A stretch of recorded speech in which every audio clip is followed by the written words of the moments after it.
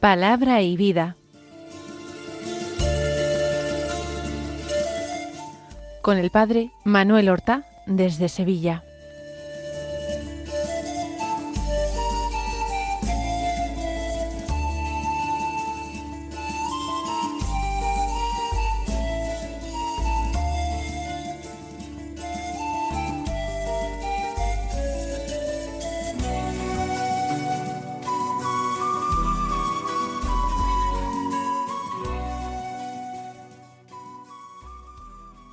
En el nombre del Padre, y del Hijo, y del Espíritu Santo. Amén. Alabados sean Jesús y María. Muy buenos días, queridos amigos, oyentes de Radio María y seguidores del programa Palabra y Vida. Hoy es el sábado después de la Epifanía, y es un sábado que es 10 de enero. El sábado, nosotros lo sabemos, es un día que queremos consagrar a la Santísima Virgen. Queremos vivir y renovar continuamente nuestra consagración a ella. El pasado sábado fue el primer sábado de mes, un día dedicado al Inmaculado Corazón de María. Hoy contemplamos a María, la oyente perfecta de la palabra de Dios, la que la guardaba la palabra en su corazón para meditarla allí. Nosotros queremos renovar al comienzo del año este deseo de imitar a nuestra Madre, meditando también cada día la palabra de Dios. Mañana será la fiesta del bautismo del Señor, un digno broche final del tiempo litúrgico navideño. No tenemos una lectura continuada como evangelio de estos días. Durante 2 o 3 días hemos escuchado a San Marcos, pero no es el único evangelista que hemos escuchado. De hecho, hoy tenemos un texto de San Lucas, del capítulo 4, los versículos 14 al 22. Que dice así: En aquel tiempo Jesús volvió a Galilea con la fuerza del Espíritu, y su fama se extendió por toda la comarca. Enseñaba en las sinagogas, y todos lo alababan. Fue a Nazaret, donde se había criado. Entró en la sinagoga, como era su costumbre los sábados, y se puso en pie para hacer la lectura. Le entregaron el rollo del profeta Isaías, y desenrollándolo encontró el pasaje donde estaba escrito: El Espíritu del Señor está sobre mí, porque Él me ha ungido, me ha enviado a evangelizar a los pobres, a proclamar a los cautivos la libertad, y a los ciegos la vista, a poner en libertad a los oprimidos, a proclamar el año de gracia del Señor. Y enrollando el rollo y devolviéndolo al que lo ayudaba, se sentó. Toda la sinagoga tenía los ojos clavados en él, y él comenzó a decirles: Hoy se ha cumplido esta escritura que acabáis de oír. Y todos le expresaban su aprobación, y se admiraban de las palabras de gracia que salían de su boca. Vamos a situar lo que narra este texto. Vamos a situarlo en el contexto de la vida de Jesús. Jesús volvió a Galilea. ¿De dónde venía? Venía del Jordán, donde él había recibido el bautismo. Venía de la Judea, no de Jerusalén, del desierto, de los alrededores del río del Jordán, a donde acudían multitudes en busca del bautismo de Juan, su pariente, su primo, posiblemente. Jesús vuelve con la fuerza del Espíritu. En el episodio del bautismo que nosotros vamos a celebrar el próximo domingo, poniendo fin al tiempo litúrgico de la Navidad, veremos al Espíritu Santo descender en forma de paloma sobre Jesús. No quiere decir esto que Jesús, incluso en su humanidad, no estuviera ya ungido totalmente por el Espíritu Santo. En cuanto segunda persona de la Trinidad, estaba en íntima e indisoluble comunicación, continua comunicación con el Padre y el Espíritu. Pero en cuanto a su humanidad, desde el primer instante de su concepción, desde el instante de su encarnación, desde el instante en que María dijo: aquí está la esclava del Señor, hágase en mí según tu palabra. Y el Verbo se hizo carne, y la carne del Verbo en ese instante de su concepción ya era una carne totalmente ungida por el Espíritu Santo. La plenitud del Espíritu Santo reposaba en esa carne humana, porque la tomó de María, la Virgen, carne verdaderamente humana, pero que a partir de este momento, misterio de los misterios, era también carne de Dios, naturaleza humana de Dios. Sin embargo, en el momento del bautismo va a tener lugar otra epifanía. Ha habido una serie de epifanías que se han sucedido en este tiempo litúrgico de la Navidad. La revelación de los ángeles a los pastores fue una epifanía de luz extraordinaria.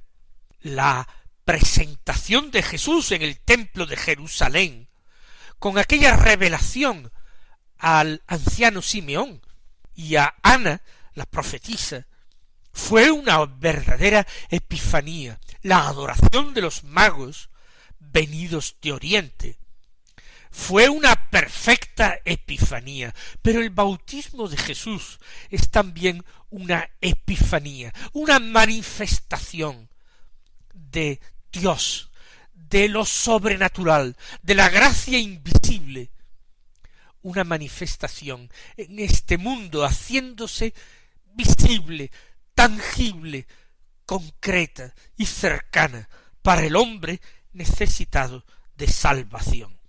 Así pues, Jesús viene del Jordán y viene con la fuerza de ese espíritu que Juan Bautista, que quizás también algunos apóstoles u otros hombres justos y agraciados por Dios pudieron contemplar, el descenso de aquella paloma que simbolizaba, que representaba el Espíritu Santo sobre Jesús, para quedarse sobre él. Pues dice San Lucas que la fama de Jesús se extendió por toda la comarca. En muy poco tiempo Jesús cobra fama. No es que la gente de su tiempo fuera muy veleidosa y después de la novedad de Juan Bautista ahora buscaran otra novedad en Cristo Jesús. Es que su predicación y su enseñanza no tenía nada que ver ni con la de los escribas fariseos, pero ni siquiera con la de Juan Bautista, porque Juan Bautista no dejaba de anunciar la llegada de otro mucho más grande que él, mucho más importante que él, mucho más santo que él. Uno que bautizaría al pueblo no con agua, sino con Espíritu Santo y fuego, un fuego que abrazaría, que calcinaría el pecado y la impureza y devolvería al hombre a la justicia original, a la santidad primera, querida por Dios, para el hombre, para el ser humano, llamado a ser hijo de Dios. Por eso Jesús, con su predicación, inmediatamente llama la atención de las gentes, gana fama por toda la comarca, se extiende su fama. Se refiere San Lucas, en primer lugar, a Galilea, luego la fama de Jesús se extenderá muy rápidamente hacia el sur, hacia Judea, hacia Jerusalén, pero también hacia el norte, hacia los pueblos paganos, hacia el territorio fenicio de Tiro y de Sidón. También allí llegará la fama de Jesús, como descubriremos en otros pasajes del Evangelio. Sigue diciendo San Lucas: enseñaba en las sinagogas y todos lo alababan. Fíjense en la afirmación del evangelista. Por una parte nos habla del modo de actuar de Jesús. Él busca encontrarse con las gentes en la sinagoga, en el lugar donde los judíos se reunían los sábados por la mañana para escuchar la palabra de Dios, para orar en común, para cantar juntos himnos y salmos, para escuchar explicaciones acerca de los textos sagrados que ellos conocían y aprendían de memoria. Jesús busca, por supuesto, a los miembros de su pueblo, que son los que se reúnen en las sinagogas.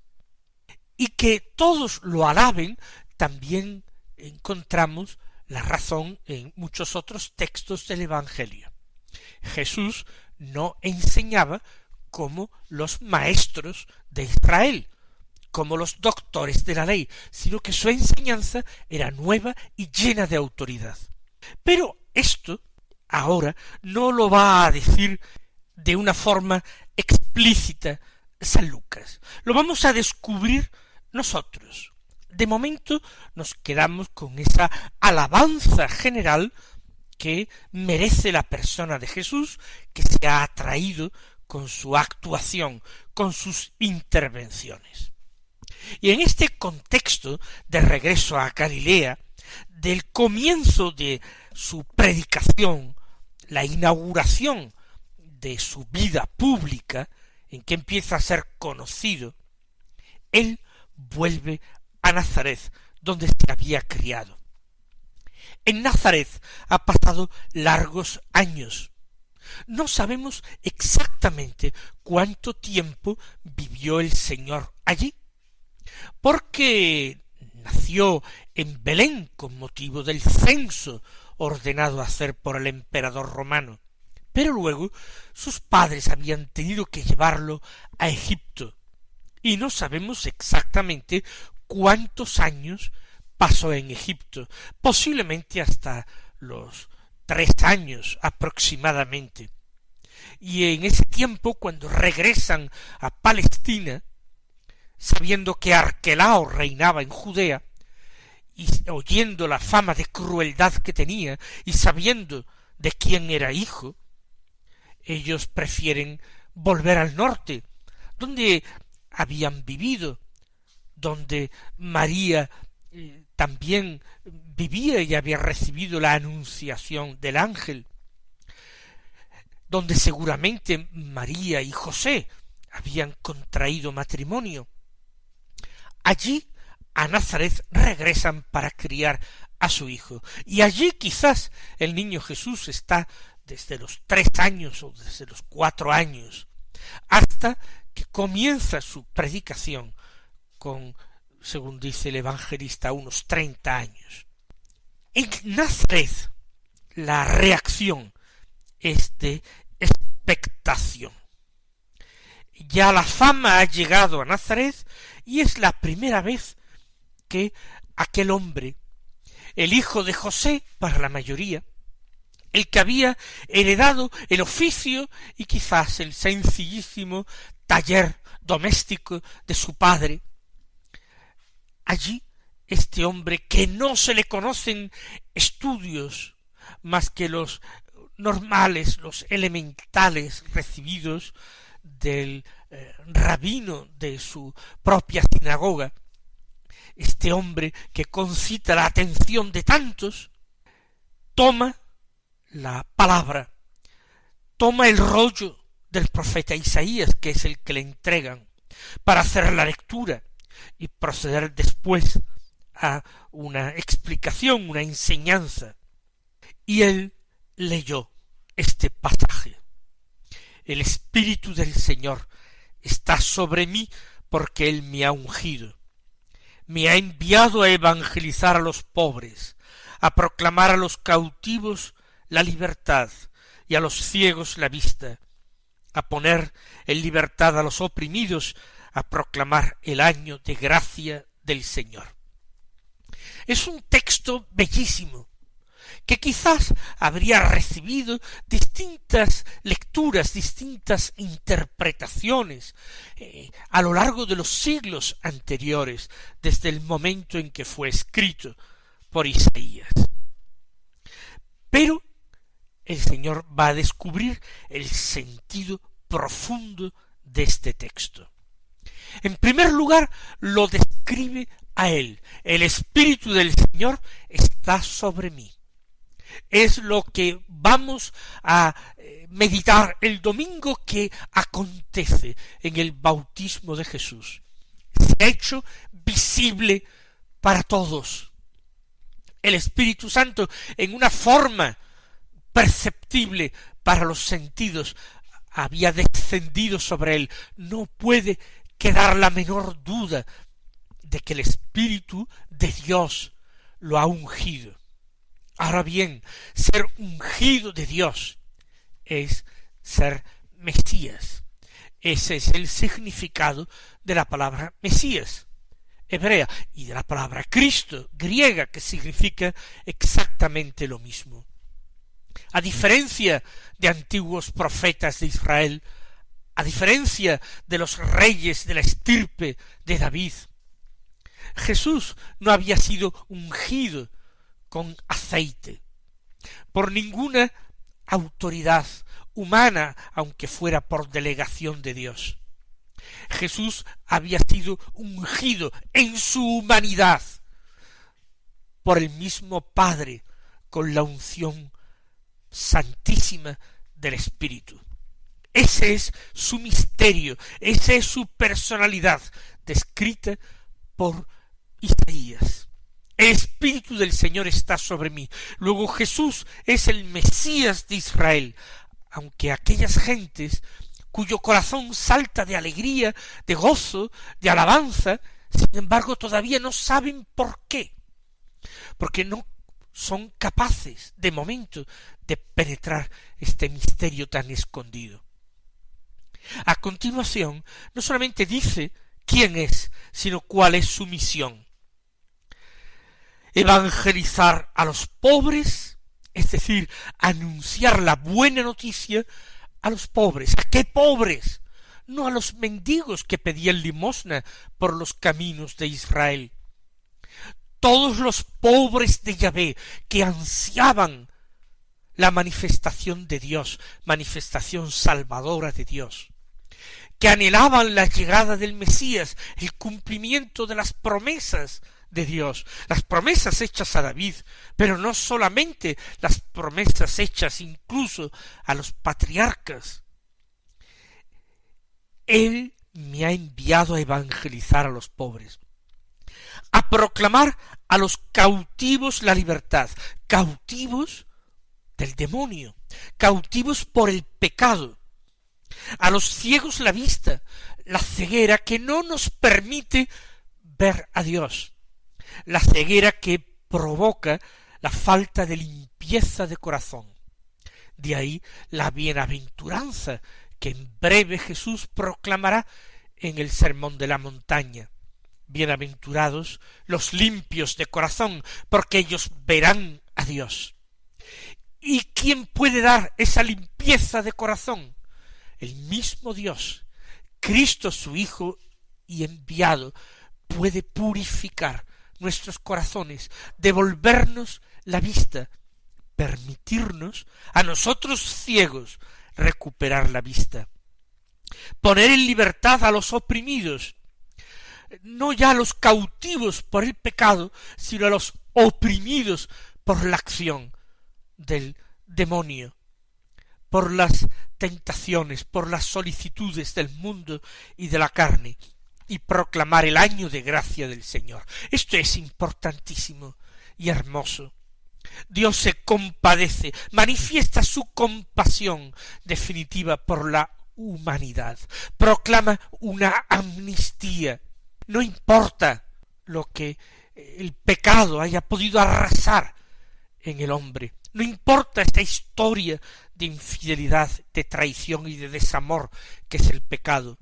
Dios ofrece la salvación en Cristo, una salvación por pura gracia, gratuita, no en virtud del cumplimiento de obras, del cumplimiento perfecto de la ley, sino simplemente por la fe en el Hijo único de Dios que la ofrece de parte del Padre. Esa es la salvación gratuita que Dios ofrece a todo hombre pecador. Ese es el año de gracia del Señor. Y dice San Lucas que, enrollando el rollo del profeta Isaías y devolviéndolo al que le ayudaba, se sentó. Era lo normal. Se terminaba la lectura y el lector se sentaba. Y ahora podía decir lo que esa lectura había suscitado en él, podía comentarla, explicarla, y él lo hace de una forma extraordinaria y única. Con razón todos le alababan. La sinagoga tenía los ojos clavados en él. ¿Qué es lo que va a decir este hombre que conocemos desde que era un niño pequeño y que sin embargo andan diciendo tales y tales cosas por toda Galilea, ha estado en otros pueblos y quedan maravillados con este nuestro paisano, con el hijo de José? Y no les defraudó realmente Jesús, porque empezó a decirles: hoy se ha cumplido esta escritura que acabáis de oír.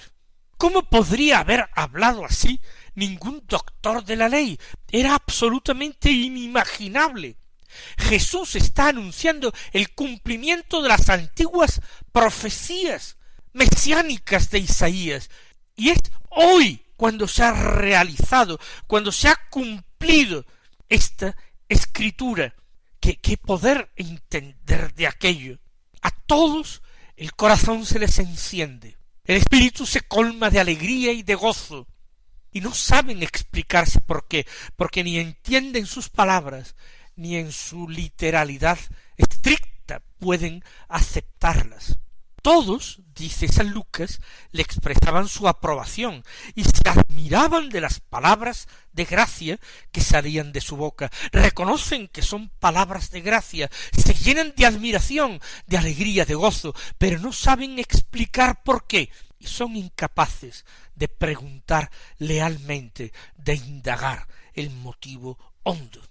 Mis queridos hermanos, que también nuestro corazón se inunde de gozo al escuchar la palabra de Dios, a la hora de meditarla en nuestro propio corazón. Que el Señor os colme de sus bendiciones, y hasta mañana si Dios quiere.